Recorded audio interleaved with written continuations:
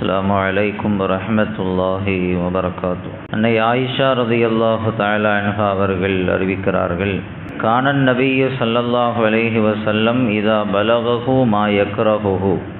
பெருமானார் ஸல்லல்லாஹு அலைஹி வஸல்லம் அவர்களிடத்தில் அவர்கள் விரும்பாத ஒரு செய்தி அவர்களுக்கு சொல்லப்பட்டால், யாரை பற்றியாவது அவர் இப்படி செஞ்சிட்டாரு, அவர் இப்படி பேசிட்டாரு, இந்த மாதிரி நடந்துக்கிட்டாரு என்று ஒருவரை குறித்து பெருமானாரிடத்தில் சொல்லப்பட்டால், லம் யகுல் மாபால ஃபுலானுன் யகூலு கதா, அவருக்கு என்ன ஆச்சு, ஏன் இப்படி சொன்னார், ஏன் இப்படி செஞ்சார் என்று சொல்ல மாட்டார்கள்.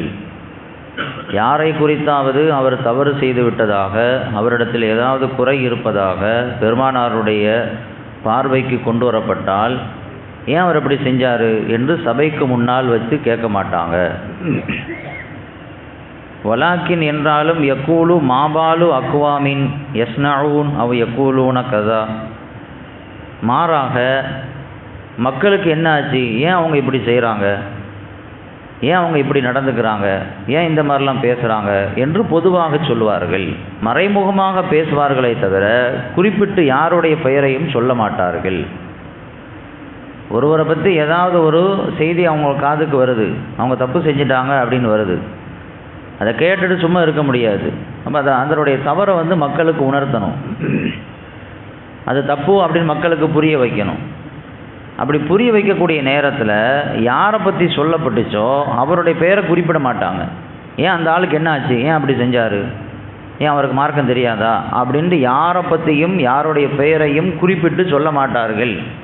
பொதுவாக பேசுவாங்களாம், மக்களுக்கு என்ன ஆச்சு, ஏன் இப்படிலாம் செய்கிறாங்க அப்படின்னா யாரை பற்றி பேசுகிறாங்கன்ட்டு மக்களுக்கு தெரியாது. அப்போ யாரோ ஒருத்தர் தப்பு செஞ்சுருக்கிறாரு, யாரோ ஒருத்தர் தப்பாக நடந்திருக்கிறாரு அப்படின்னு மக்கள் விளங்கிக்குவாங்க.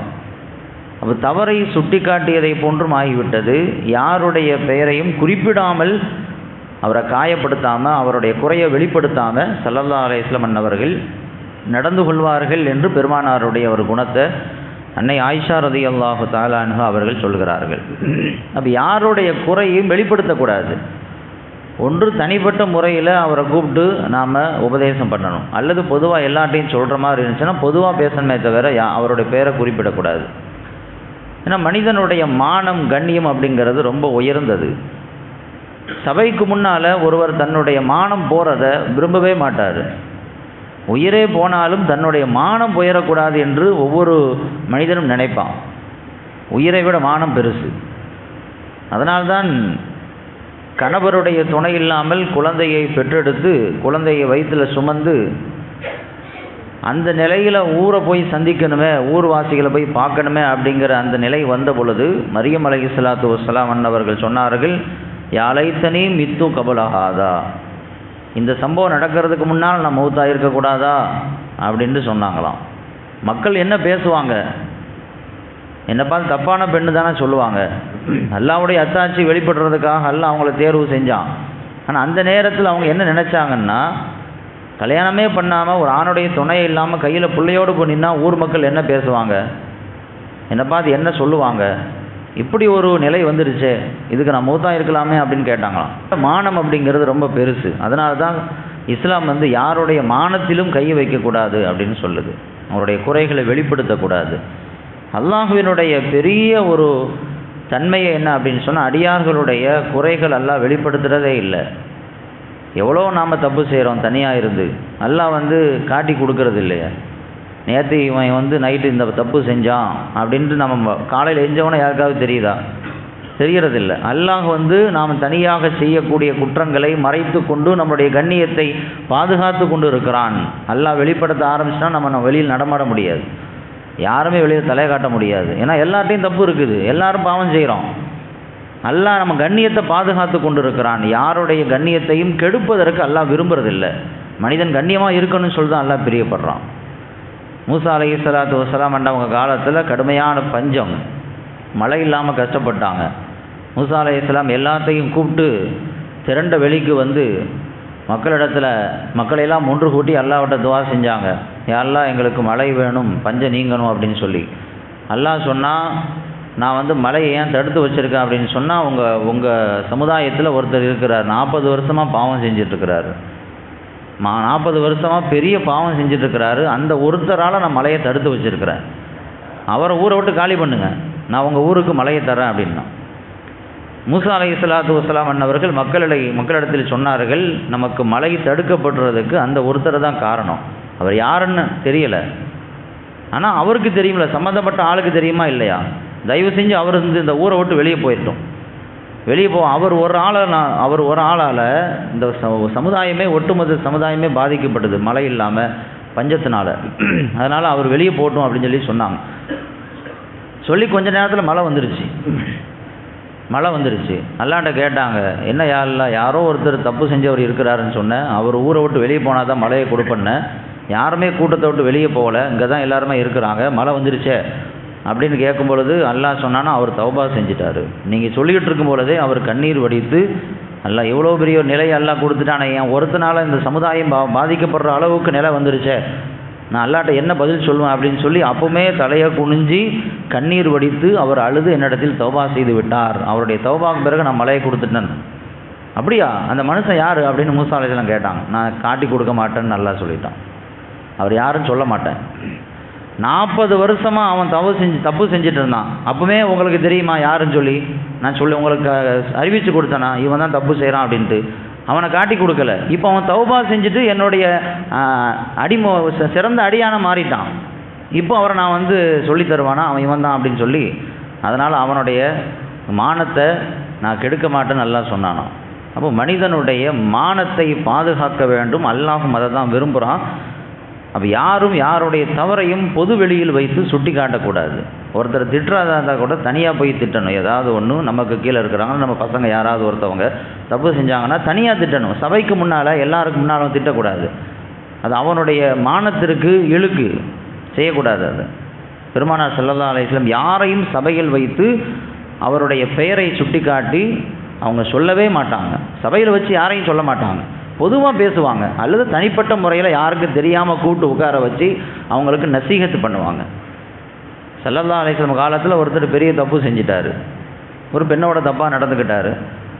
ஒருத்தர்கிட்ட போய் சொன்னார், இந்த மாதிரி நான் தப்பு செஞ்சிட்டேன், என்ன செய்கிறது அப்படின்னு கேட்கும் பொழுது அவர் சொன்னார், நீ பெருமானார்கிட்ட போய் சொல்லி நான் இந்த மாதிரி தப்பு செஞ்சிட்டேன், தெரியாமல் நடந்துருச்சு, அதனால் எனக்கு தௌபா வேணும், அல்லாஹ் என்னை மன்னிக்கணும் அப்படின்னு போய் கேளு, உனக்கு அல்லாஹ் மன்னிச்சிருவான், மன்னிப்பை கொடுப்பான் அப்படின்னு சொல்லி சொல்ல அவர் பெருமானார்கிட்ட சொன்னார். பெரிய நிகழ்வு, பெரிய சம்பவம் இது.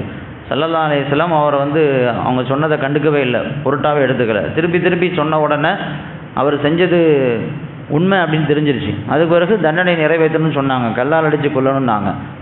அவர் அந்த தண்டனைக்கு தயார்படுத்தப்பட்டுச்சு. கல்லால் அடித்து கொல்லும் பொழுதே ஒரு அடி மேலே விழுந்தவொடனே அவரால் தாங்க முடியல, எஞ்சி ஓடினார். மறுபடியும் ஒருத்தர் துரத்திட்டு போய் அவரை போய் என்ன செஞ்சார், கொலை செஞ்சார். இது சரியத்தினுடைய சட்டம். அவர் மூத்தாயிட்டார். இந்த செய்தி சொல்லப்பட்டுச்சு. கல்லால் அடித்து கொல்லும் பொழுது அவர் ஓடினார், ஒருத்தர் துரத்திட்டு போய் அவரை கொன்னார் அப்படின்னு சொல்லப்பட்ட பொழுது ஸல்லல்லாஹு அலைஹி வஸல்லம் இவர் தப்பு செஞ்சுட்டேன்னு ஒருத்தரை போய் சொன்னார் தெரியுமா? முதல்ல போய் நான் தப்பு செஞ்சுட்டா என்ன செய்யலான்னு கேட்கும் பொழுது நீங்கள் பெருமானார்ட்ட போய் சொல்லுங்கன்னு சொன்னார்ல, அவரை கூப்பிட்டு விசாரித்தாங்க, அவரை கூப்பிட விட்டாங்க. கூப்பிட்டு கேட்டாங்களா, யா ஹஸ்ஸால் லவ் சத்தர்தஹு பி சௌபிக் கான கைரல் லக்கம் மிம்மா சனாத். உங்கள்கிட்ட நான் தப்பு செஞ்சேன்னு சொன்ன பொழுது நீ அதை அப்படி மறைச்சிருக்கலாமே, ஏன் என்னுடைய சமூகத்துக்கு கொண்டு வந்த? இப்போ அவருடைய மானம் போயிருச்சு. எல்லாம் அவர் தௌபா ஏற்றுக்கிட்டான், எல்லாம் மன்னிச்சுட்டாங்கிறது ரெண்டாவது விஷயம். இருந்தாலும் அவருடைய மானம் போயிருச்சு, அவருடைய கண்ணியம் போயிருச்சு, அவர் தப்பு செஞ்சுட்டாருன்னு மக்களுக்கு எல்லாத்துக்கும் தெரிஞ்சிருச்சு. நீ அதை மறைச்சிருக்கலாமே, ஏன் அதை வெளிப்படுத்தின, என்கிட்ட கொண்டு வரும்படி சொன்ன அப்படின்னு சொல்லி அவரை கூப்பிட்டு கேட்டாங்களாம்.